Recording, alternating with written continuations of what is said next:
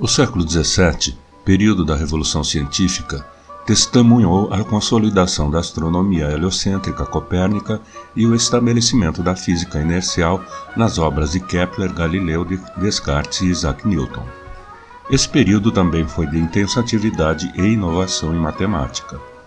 Os avanços no cálculo numérico, o desenvolvimento da álgebra simbólica e da geometria analítica e a invenção do cálculo diferencial e integral resultaram em uma grande expansão das áreas da disciplina da matemática.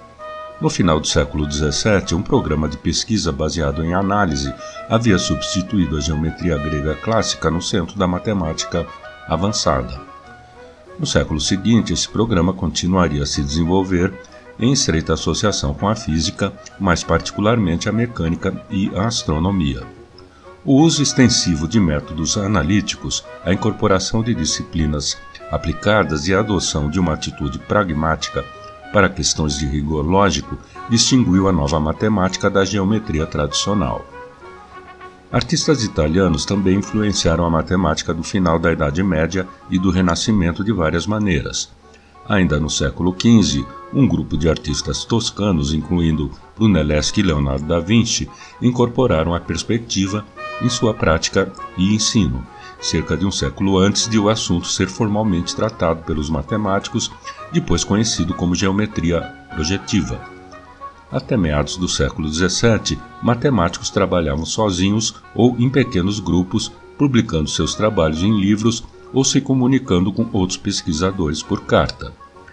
Redes de cientistas que correspondiam privadamente desempenharam um papel importante na coordenação e estímulo na pesquisa matemática. Por exemplo, Mersenne, em Paris, atuou como intermediário de novos resultados, informando seus muitos correspondentes, incluindo Fermat, Descartes, Pascal e Galileu, dos novos problemas e soluções.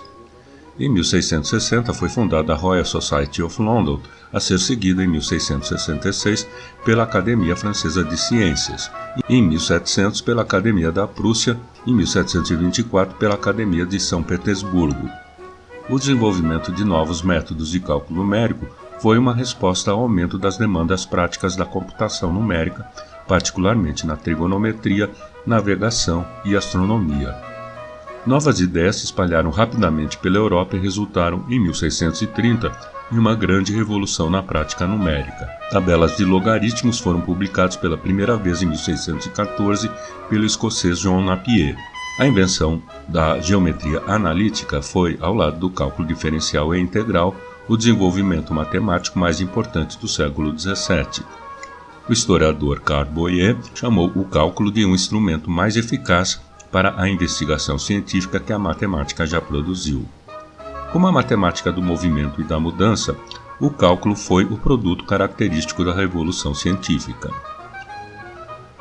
Os Bernoulli da Basileia, na Suíça, que ostentavam 2 ou 3 gerações de matemáticos excepcionais, particularmente os irmãos Jacob e Johann, foram em grande parte responsáveis pela generalização e extensão do cálculo de Leibniz, bem como pelo desenvolvimento da probabilidade e a teoria dos números de Pascal e Fermat. Mas o maior dos matemáticos do século XVIII, Leonhard Euler, passou a maior parte do seu tempo na Alemanha e em São Petersburgo, na Rússia. Ele se destacou em todos os aspectos da matemática, da geometria, ao cálculo, à trigonometria, à álgebra e à teoria dos números, e foi capaz de encontrar ligações inesperadas entre esses diferentes campos. Apesar do domínio de Euler e dos Bernoulli da matemática do século XVIII, muitos dos outros matemáticos importantes eram da França. No início do século, Abraham de Moivre é talvez mais conhecido pela fórmula de De Moivre, que liga números complexos à trigonometria.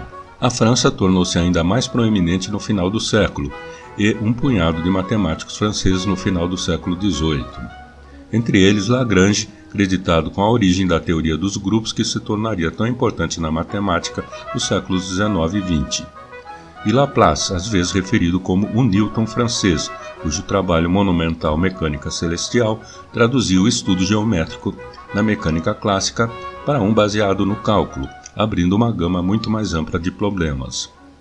Vamos percorrer esse período, como sempre, focando em alguns eventos notáveis e, infelizmente, deixando de lado muita coisa interessante. Nessa parte, os vídeos são ilustrados com fundo musical e pinturas da época.